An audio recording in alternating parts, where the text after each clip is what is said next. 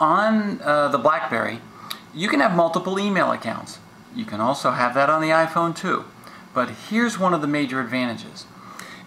You can set it as an icon. So right now, you see it says personal email right there, the little Yahoo symbol. And I scroll over to the third icon and it says work email. Now, iPhone does that too. So I can check all my work email right there and I can do all my personal email right there. There's even another icon that does all of your messages rolled into one. But the advantage of the Blackberry is when I hit reply back from any of these emails, it comes back from the account it was received in. So if it was to my work address and I hit reply, it comes back from my work address. If it comes to personal, it comes back from my personal. Now here's the problem with the iPhone. When I go in the email and check it, I can have the multiple accounts. There's my personal, my work. I just, for privacy reasons, I put teenage son's email, which is my son's email account, my wife's email. And I have to go into each bucket separately to be able to see it. You see, inbox, and then if I don't like that, I have to hit the back into account, and then check my wife's email and everything there, and then, see, and then it goes back. The problem is you got to be yo-yoing back and forth to do it. But if I hit reply on any email from in here, it's going to only come back from the one personal account that I have on there. I can instantly just click and save it. So here's one, just for example, from A&E. If I just click and I can save it. Right there, save. And I click save, it marks it as saved. And then there's an actual folder right here on the right. And if I click it, it has all my saved emails. There it is right there. Now I'm going to show you some other contact feature things that are just mind-boggling. I've got thousands of contacts on here. And the beauty of it is you see at the top where it says find. If I type someone right now, Jim, it will show every single Jim that I have in my entire database. It can do it by last name. It can do it by first name. It could do it by company name. There's all the different Sues I have in there, so forth. So it just gives you an example of the speed in which you can access your contacts. It's really phenomenal. Same if by company name. Anyway, it's a phenomenal feature that's just really something. If we go to the iPhone, well, you really just have to see the difference in it. So let's go to the iPhone. Let's look at contacts. Here's contacts right here. We click contacts. Problem with the iPhone is they're all out. You got this alphabet on the right. To click the question mark to search, you've got to be like, see, it's just so difficult to do. You've got to, you misdo it. It thinks you're wanting to add a contact. Still, again, to get that little tiny question mark above the A, it's just so hard to touch with your finger. Now, sure, that's for search. Now, sure, I can click G, and it'll go to everybody in there. I think it will. Oh, look at that. It's still. It must be remembering all my touches. So anyway, let's go to. Let's see. We'll just try to press somebody here. Well, it's. You see, obviously, if accessing your contacts is something that's critical to you, then being able to search them quickly is a big deal.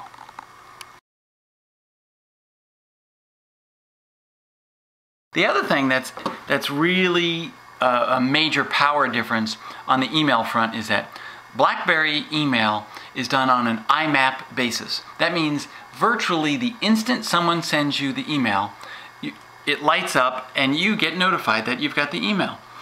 As far as on the iPhone, the problem is emails are not instantaneous. So you're just not getting emails right away.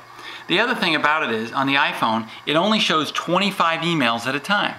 So here, when you get to the bottom, you see the wheel spinning up top? That's the problem. It has to go out and retrieve the next 25 emails before it can show other emails. And on the BlackBerry, it'll literally show hundreds at a time.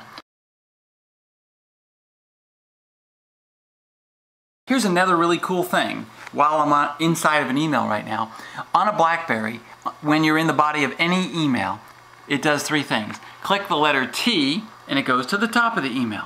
Click the letter B and it goes to the bottom. But when you're at the T at the top, and if I click the space bar, it's on the screen right now, it goes one page at a time. Okay? That's what's so beautiful about this. So now the touch screen, the iPhone, is fine, but when you're scrolling in the body of an email, the problem is, let's go to that same A&E email. When we're inside of it, there it is. You're scrolling, it's just randomly going up and down all over the thing, and you don't know where you left off, between, and so forth. And that's not an HTML email, that's just a full text email, but just to give it a demonstration. So there's no way to automatically go to the bottom or the top. Sounds like a small thing, but if you're systematically reading your emails, it's something you can't do.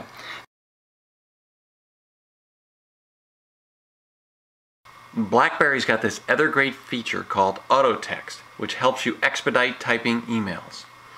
Go to Options, Auto Text, click it, and the way it works, I'm going to create a new one right now. The way it works is, it's replace with. So I'm going to say replace the letter FB with Facebook, for example. So when I type in an email, the letters FB, it'll automatically replace it with Facebook. I'm going to do another one just for example. New, and I'm going to type TW. If I type the letters TW, I want it to type the word Twitter. So when I'm typing an email to anyone, compose email, if I type FB, it types Facebook. If I type TW, it types Twitter, etc., etc. So you can create an infinite number of abbreviations of your own that will just help you type emails exponentially faster.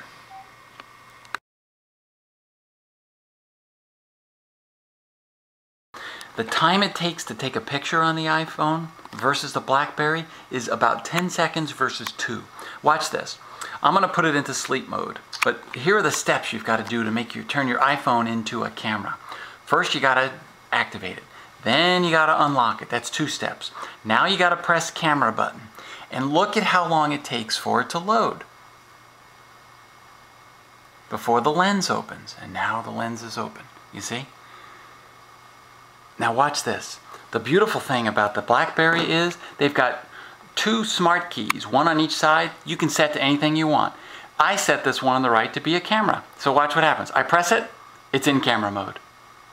And the other thing that the BlackBerry has that the iPhone doesn't, it has zoom. So you can zoom in.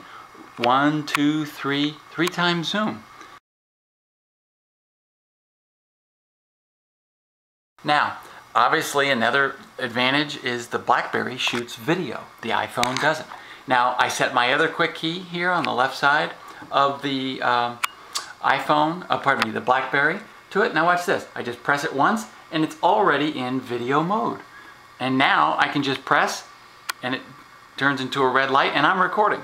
Same thing. You finish and you can email it to someone instantly. Save it, file it, pause it, delete it. The battery life is really great on the BlackBerry versus the iPhone.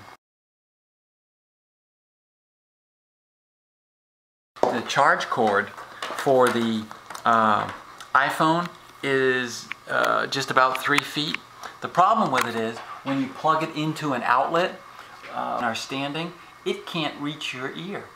You have to literally bend over. So the BlackBerry one's like 6 feet long. Same thing inside the car. The charger, the car adapter charger for the iPhone is so short it can't reach to the back seat, whereas the BlackBerry reaches all the way to the back seat.